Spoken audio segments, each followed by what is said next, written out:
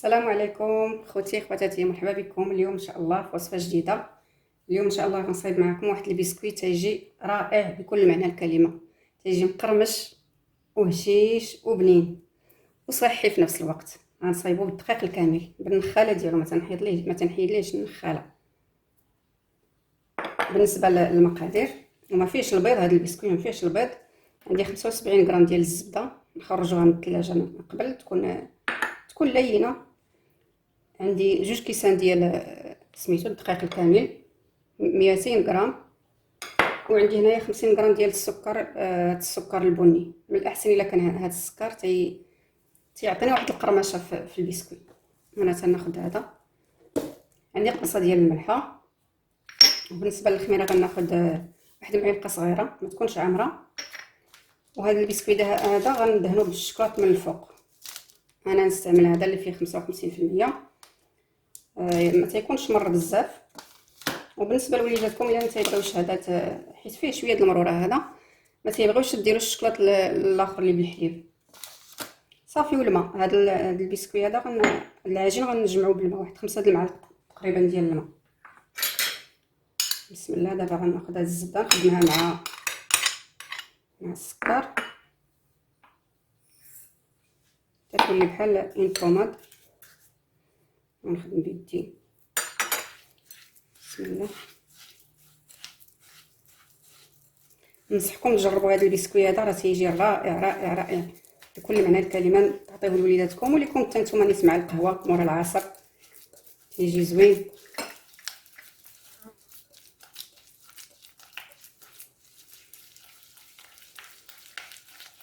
انا دابا عطيتكم كميه قليله، تقدروا نتوما تضاعفوا هذه المقادير هذه.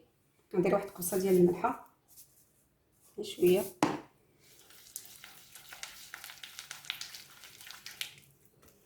صافي. وندير هذا الدقيق ساهل، ما فيه والو، ما فيهش مكونات كتار، ما فيهش البيض، وتيجي بنين بزاف.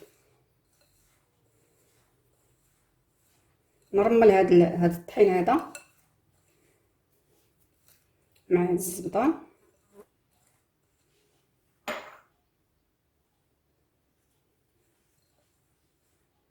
وغنزيد الخميره.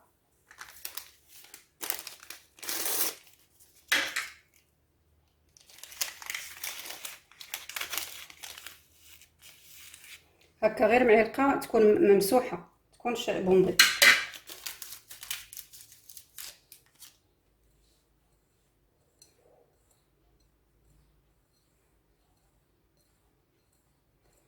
صافي. ودابا نضيف الماء.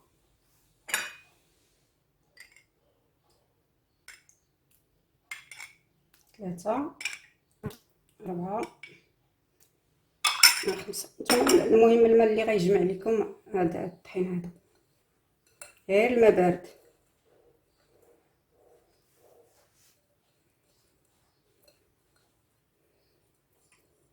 خاص الماء، بقاو ديروا غير شويه بشويه تيتجمع.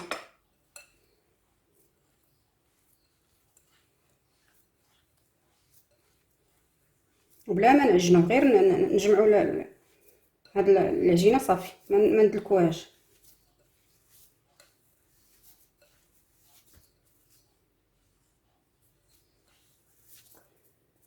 نطبخ واحد المعلقه.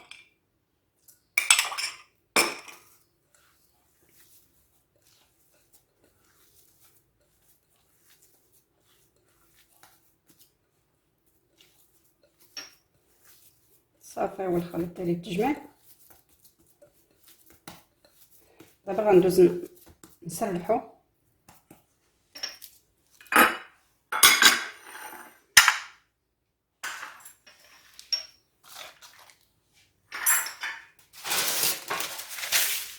ناخذ ورق الزبده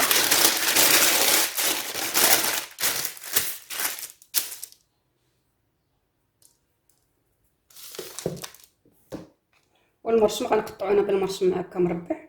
تقدروا ديروا نتوما مرشم دائري ولا اللي كان عندكم، اي مرشم بغيتو، اي شكل. المهم هاد العجينه هذه سميتو غنسرحها وندخلها للثلاجه. ندخلها الثلاجه واحد 20 دقيقه حتى 30، عاد نخرجها ونقطعها. ضروري هاد المرحله هادي باش ديك الزبده تجمع لينا في وسط العجين وما يتفتتش لينا الا بغينا نقطعو.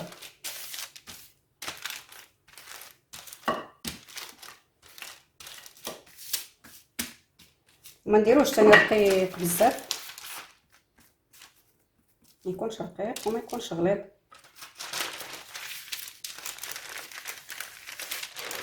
صافي غناخد العجين الاخر نسرحو حتى هو.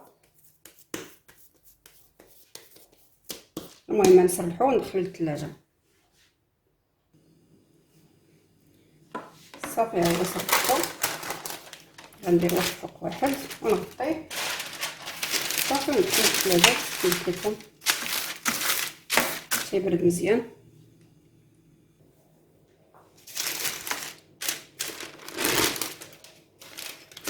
دابا العجين ديالي برد،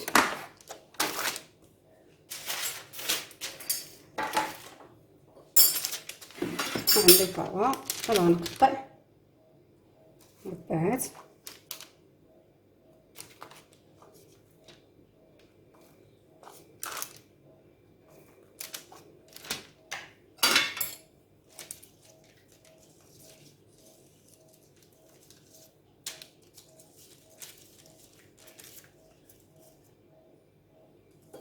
هانتوما السمك ديالو ما يكونش رقيق بزاف.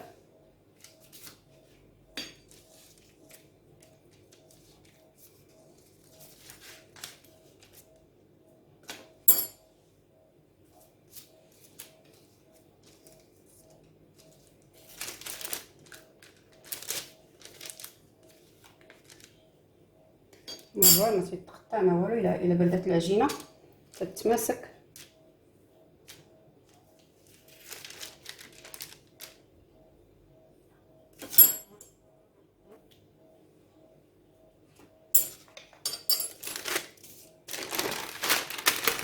هاد العجينه اللي شاطت لينا ما نعجنوهاش، غير نجمعوها هكا ونعاودو نسرحوها ونعاودو نخليوها تبرد مزيان. غنقطعوها خليها حتى نقطع اخرى.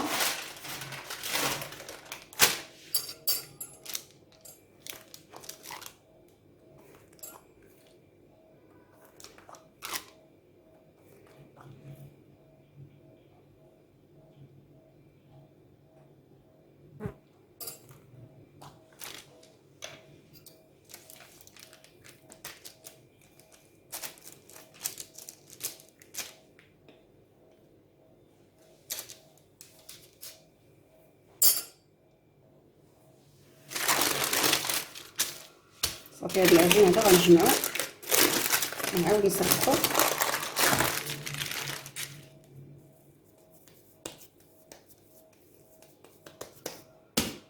وندخلو عاوتاني الثلاجه تيبرد لينا مزيان ونقطعو.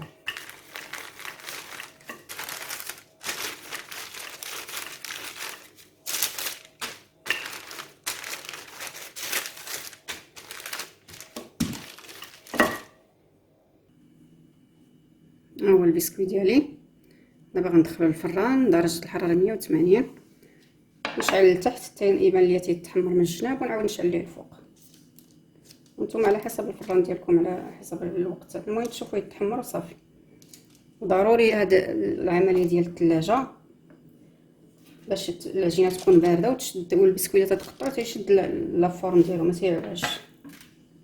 ومن بعد غندوب الشكلاط، عندي واحد شويه ديال الشكلاط بالحليب غندير به غير من الفوق وغندوب هذا حتى هو. ها هو البسكويت ديالي فاش خرج من الفران، هو تيجي مقرمش وزوين، غير هكا بوحدو بلا شكلاط راه تيجي زوين. عندي هنايا شبكه درت عليها بلاستيك من التحت، الشكلاط هو ذوبته. دابا غندير لهم هذا الشكلاط الاسود. بطبيعه الحال نخلي البسكويت ديالي حتى يبرد.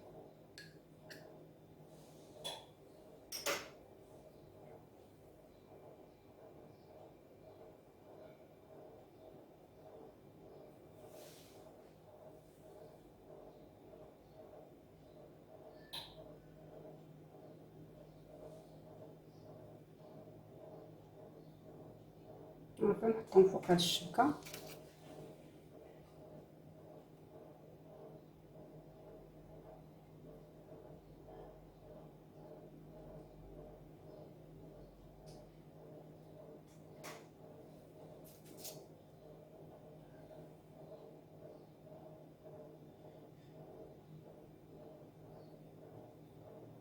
هاد الشكلاط انا ما تنزيد ليه لا زيت لا حتى حاجه، غير الشكلاط هكاك بوحدو.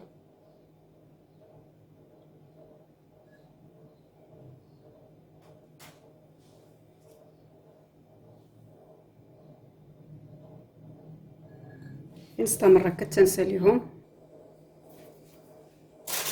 بالنسبه لهاد الشكلاط بالحليب نديرو في لاطاش هادي ونزوق بهم من الفوق. هذا غير الا بغيتو، ما بغيتوش بلاش، خليوه غير هكاك بالشكلاط الاسود.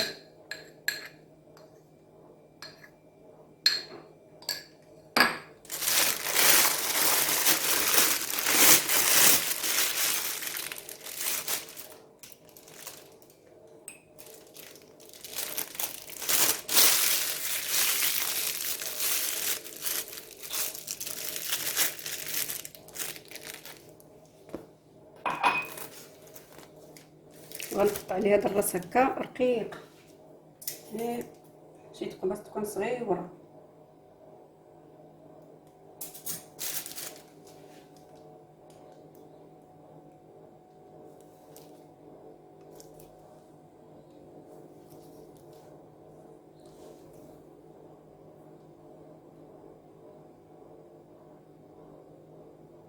صافي نزوق البسكويت ديالي بحال هكا بشكل عشوائي.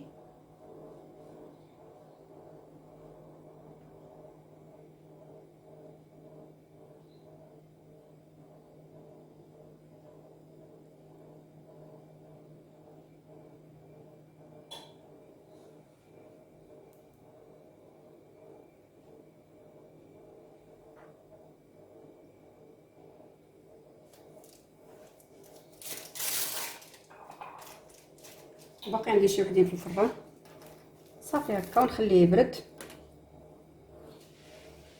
ها هو البسكويت ديالنا، تنقدمو لكم بالصحه والراحه، تيجي رائع بكل معنى الكلمه وصحي.